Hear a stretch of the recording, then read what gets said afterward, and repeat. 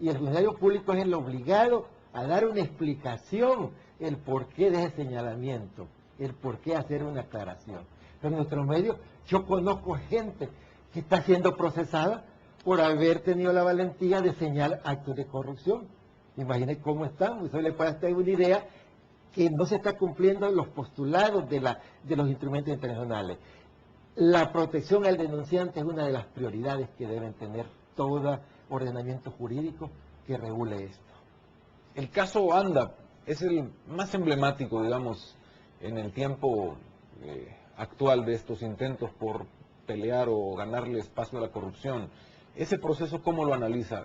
¿Cuál es su visión sobre ese caso en su conjunto, cómo se ha desarrollado y cómo se ha desenvuelto al final toda la institucionalidad? Sí, fíjese que las convenciones, los instrumentos internacionales, le hablan de que no solamente se debe limitar a castigar al corrupto, sino también crea todos los medios para que se puedan recuperar los bienes por lo cual esa persona se ha enriquecido. Y ese es uno de los fallones que estamos teniendo en los casos sonados de corrupción. ¿Verdad? Pueden estar siendo procesados, pueden haber sido condenados, pero el Estado se ha quedado corto en la recuperación de esos bienes producto de la corrupción. ¿Me entiendes? Entonces, El Salvador, perdón, al suscribir la Convención de las Naciones Unidas, hizo algunas reservas, y 2 reservas de fondo. La primera, la que se refería a toda esta cuestión de la extradición y a todas las políticas para facilitar la recuperación de los bienes productos de la corrupción. Y la otra reserva que hizo El Salvador fue que no se sometía a la Corte Internacional de Justicia, ¿no? Pero la primera es la que considero más de fondo. Entonces, el corrupto dice, bueno, yo cometo un delito, voy a la cárcel 5 o 10 años, pero me quedo enriquecido. No, debe crearse también todos los medios para poder recuperar esos bienes, ¿me entiendes? Eso vendría a desestimularme, además de eso es una realidad, pues son bienes de propiedad pública y común y deben de recuperarse, ¿me entiendes? En este aspecto, para combatir la corrupción, quiero aprovechar una de las instituciones que ha estado haciendo bastante trabajo, FUSADE. FUSADE por 3 años consecutivos está llevando a cabo una actividad que le han denominado la Semana de la Transparencia, y actualmente este día se inaugura en un hotel capitalino la Semana de la Transparencia. También FUSADE ha presentado un proyecto de ley, juntamente hay otro proyecto de ley que ha sido presentado por el partido, el FMLN. Esos proyectos de ley llevan por objetivo crear, que haya transparencia y acceso a la información, porque esa es la forma mejor como se puede combatir la corrupción. Si las cosas se hacen en forma cristalina y clara, pues hay menos posibilidades de que haya corrupción. Rafael, cuando a alguien se le presenta una oportunidad como esta de venir a hablar sobre este tema, uno no deja de pensarlo 2 veces. Pero son cosas que hay que hablarlas. Y no porque quien las esté hablando, quien las hable sea perfecto. Pero hay que hablarlas, hay que decirlas. Es lo menos que podemos hacer para poderles heredar a nuestros hijos y a nuestros abuelos y a nuestros nietos un país mejor, ¿me entiendes? Esos 2 proyectos de ley, que sea de paso, no los conozco a fondo, son proyectos y otros más que deberían de aprobarse. El Salvador necesita evolucionar.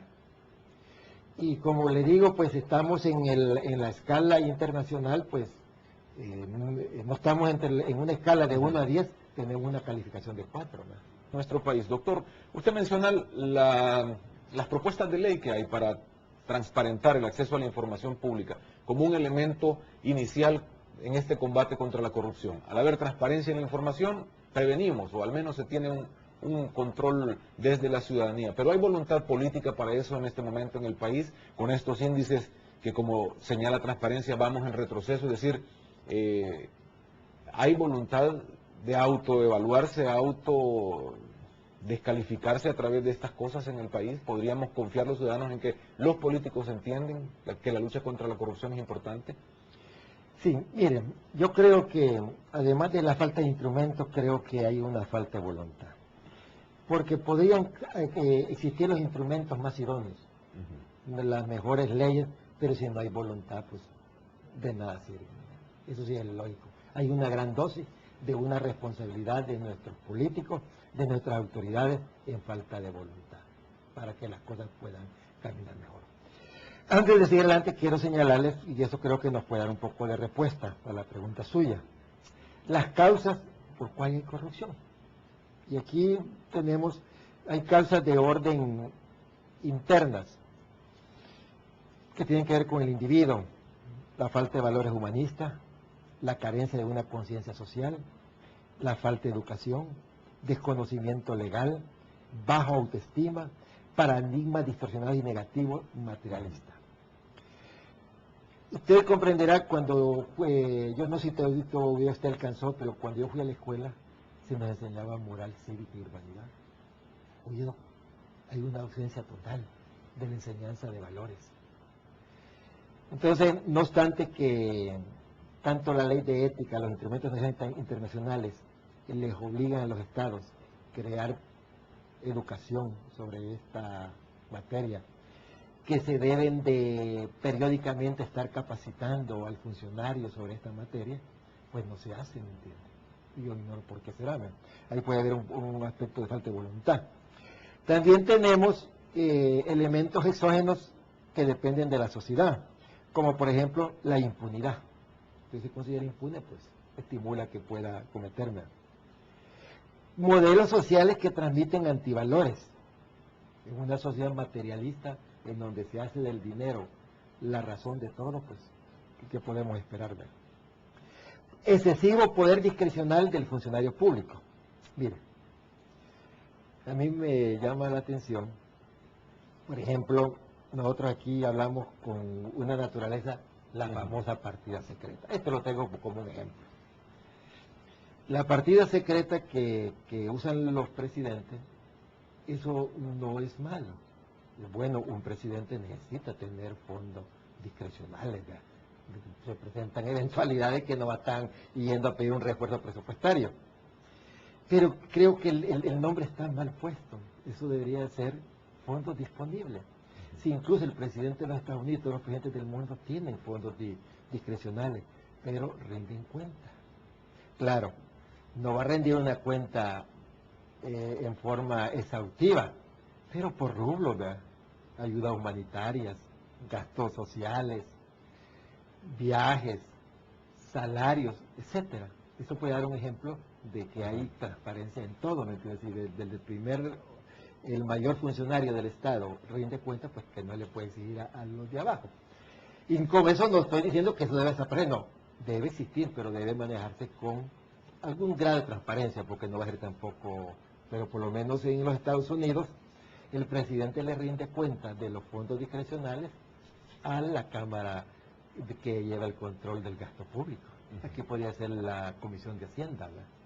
Entonces le pongo ahí un ejemplo de que cómo podrían mejorarse todos estos índices de corrupción, ¿me entiendes?